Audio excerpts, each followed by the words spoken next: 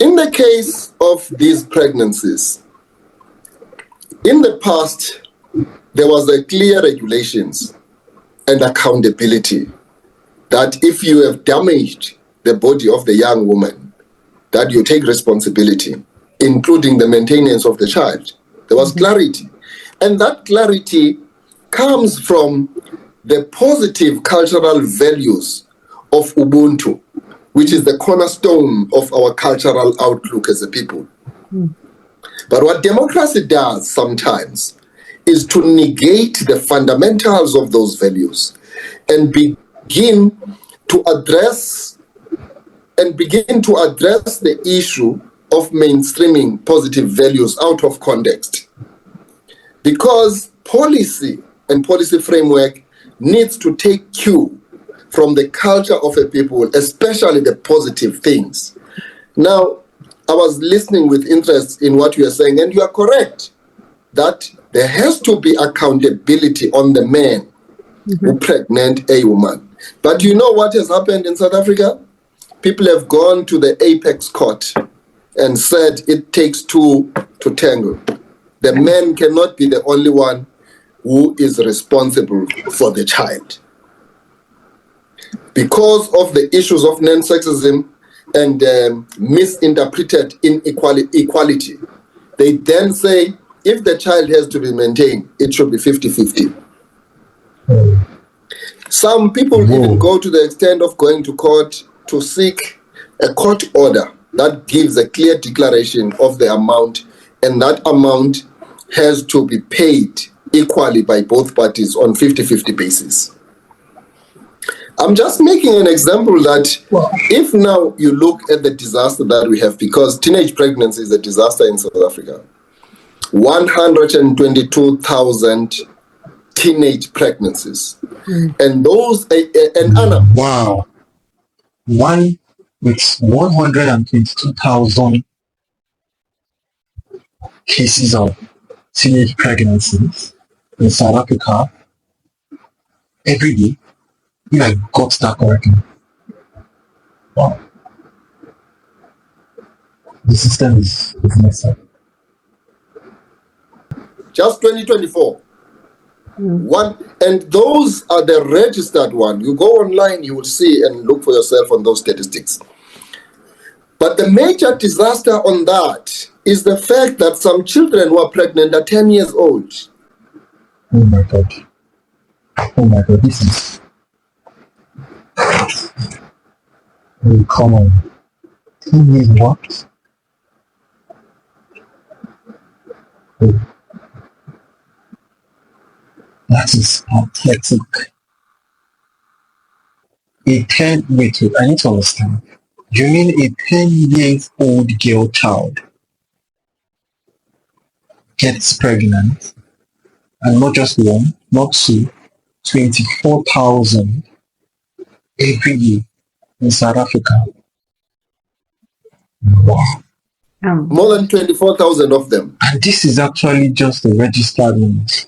How about the unheard cries? How about those ones that are being swept under the carpet?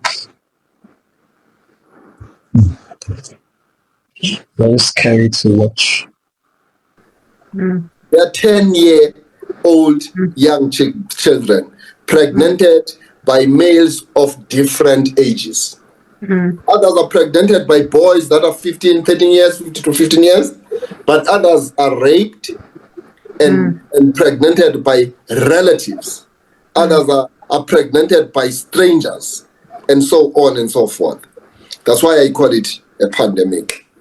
How do you ensure accountability in that state of anarchy? So for me, I want to say that we must first accept our existential challenge and problem, that we have this pandemic. Very true. That is very true.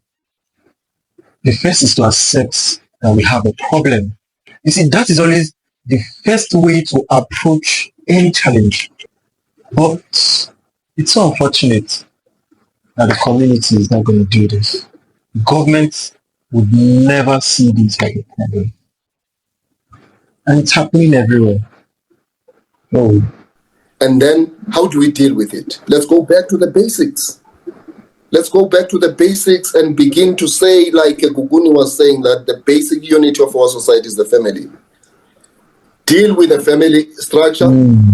When I say deal with it, I'm saying that let's look at the role that the family can play, which it has always played. Because now families have outsourced their children from a point of view of discipline and behavior.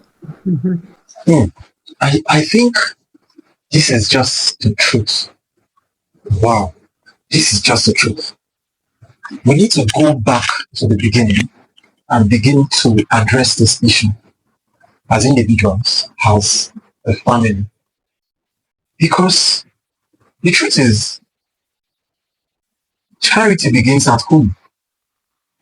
And if we don't learn to actually address, if we don't learn to actually address this problem as, as a family, knowing that nobody is coming to save us, nobody is coming to help us, then we're actually going to we're actually going to enter into more bigger mess. Because the first help we can do to ourselves is to help ourselves. Family has lost discipline.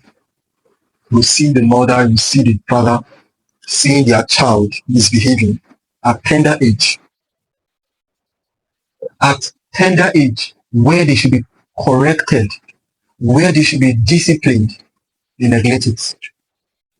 You see some kind of character, you see some kind of attitude, you see some kind of dress code, some kind of words that comes out from the mouth of the kids. You see some kind of thing they do, and we neglect it.